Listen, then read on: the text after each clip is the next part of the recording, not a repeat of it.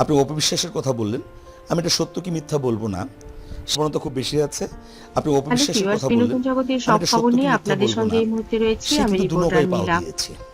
ঢালিউড সে queen nomination কিনেছিল, অপবিশ্বাসকে পীরজাদা পায়নি। হারুন একবারে আবার কিন্তু এখন কি একটি কথা উঠিয়ে দিয়েছে সে, যে আমাকে বলেছিল বঙ্গবন্ধুর সিনেমায়, বায়োপিক সিনেমা অভিনয় করতে, আমি করিনি। এখন ওই যে নমিনেশন কিনেছে ওইটা বলবে না, কেন ওইটা বললে সে আওয়ামী লীগের হয়ে যাবে। এখন সে বিএনপি সাজার জন্য বলবে যে আমাকে বলেছিল অভিনয় করতে, আমি অভিনয় করিনি, এবং শেখ হাসিনার চরিত্রে। তাই এই যে যখন শিল্পীরা তাদের শিল্পী সত্তাকে বিসর্জন দেয়, স্বার্থের প্রতি বেশি আকৃষ্ট হয়, তখন তার শিল্পী সত্তাটা থাকে না, তখন সে পণ্য হয়ে যায়। এতদিন বলেছে সে নমিনেশন কিনেছে, এখন বলছে যে সে ওই শেখ হাসিনার চরিত্র অভিনয় করেনি। এরপরে আরও কথা শুনবেন, তাকে আমি পছন্দ করি না, এর জন্য সে স্বৈর শাসক, এর জন্য সে রাতের ভোট দিনে করেছে, দিনের ভোট রাতে করেছে, এর জন্য করিনি। এটা ওসিলা মাত্র। দেখতে পেলেন বন্ধুরা, পীরজাদা হারুন কিন্তু চিত্রনায়িকা অপবিশ্বাসকে নিয়ে এমন কঠিন কথা বললেন যে তিনি একবার বলেন আওয়ামী লীগ, আবার বলেন বিএনপি। এরকম মানুষ আসলে নায়িকা হিসেবে কিংবা সাংস্কৃতিক কর্মী হিসেবে খুবই ভয়ঙ্কর। কারণ চিত্রনায়িকা অপবিশ্বাস এক সময়ে আওয়ামী লীগ থেকে নমিনেশন নিয়েছিলেন। তিনি এখন আবার বলবেন যে তিনি নমিনেশনটি নেননি। আবার তিনি যখন শেখ হাসিনার বায়োপিকে কাজ করার কথা ছিল, তিনি কিন্তু বলেছেন যে তিনি এই কাজটি করছেন না, কারণ সেটা শেখ হাসিনার ক্যারেক্টার ছিল। তো বন্ধুরা, আসলে সময়ের প্রেক্ষিতে পরিচালক প্রযোজক যদি কোনো কাজ কোনো শিল্পীকে দিয়ে করান, তার মানে তো এই নয় যে তিনি সেই বিশ্বাস থেকে সেই কাজটি করছেন।